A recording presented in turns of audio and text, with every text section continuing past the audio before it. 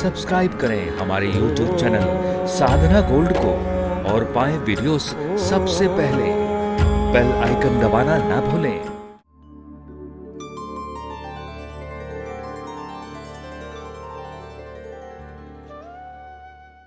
अपने आप को शीशे में देखते हो तो शीशे में देखकर ही तो आपको लगता है नहीं अभी आप कपड़े गंदे हैं, कि बाल खराब हैं, कि आपको बाल सेट करने पड़ेंगे, नहीं मुंह धोने की जरूरत है। वो शीशा ही तो आपको बताता है कि आप कैसे लग रहे हो। ऐसे ही ये कथा भी हमारा दर्पण है।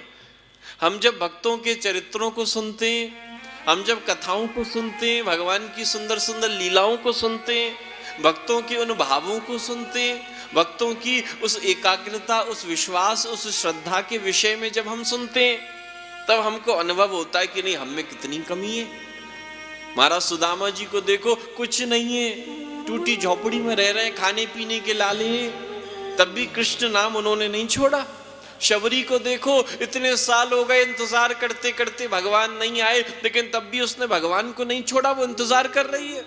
हमारे साथ क्या होता है, नेक थोड़ा सा जीवन में उथल पुथल हो जाए, नेक व्यापार में थोड़ा सा नुकसान हो जाए, सबसे पहले हम भगवान को छोड़ देते हैं, सबसे पहले हमारा भगवान से विश्वास उठ जाता है।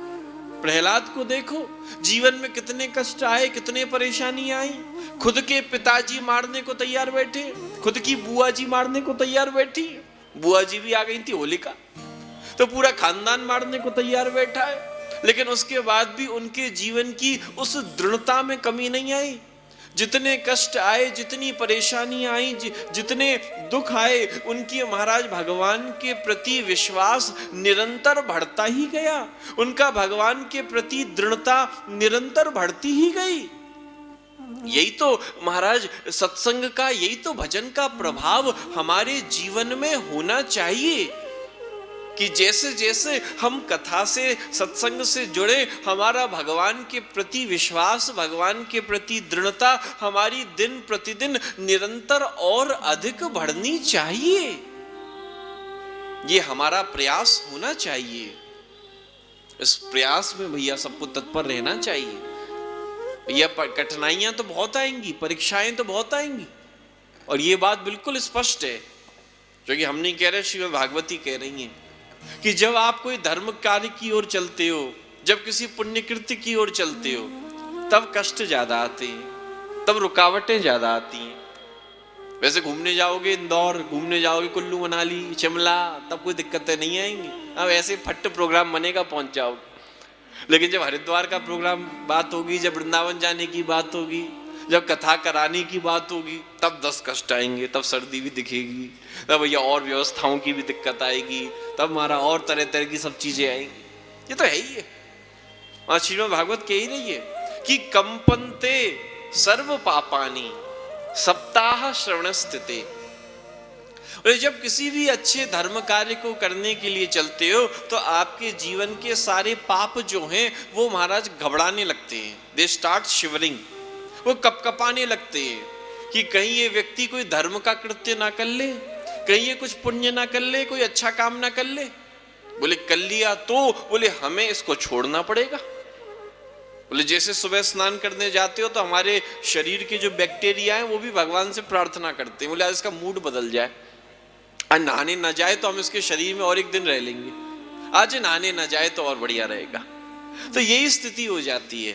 बोले हमारे पाप भी भगवान से प्रार्थना करते हैं कि इसके मन में ये सद्भावना आ रही है कि मैं कथा कराऊंगा, कि मैं कथा सुनूंगा, कि मैं तीर्थ में जाऊंगा, कि मैं भजन करूंगा, तो महाराज इसका मूड बदल जाए, इसके घर में भी कोई और हमारा कार्यक्रम आ जाए, कुछ और कार्यक्रम हो जाए, इसे कहीं और जाना पड़े, तो वो भी भगवान से प्रार्थना करते हैं। उनकी भी निरंतर ऐसी कोशिश बनी रहती है कि कैसे भी इसका कार्यक्रम बदल जाए, इसके प्रोग्राम में चेंज आ जाए। ये स्थिति होती है भैया।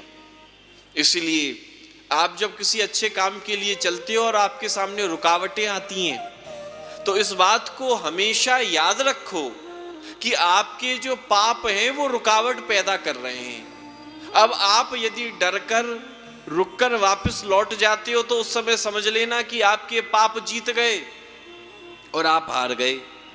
और भैया उस समय यदि दृढ़ता के साथ, संकल्प के साथ नहीं जाना है तो जाना ही है। भैया कथा करानी है तो करानी है, वृंदावन जाना है तो जाना ही है।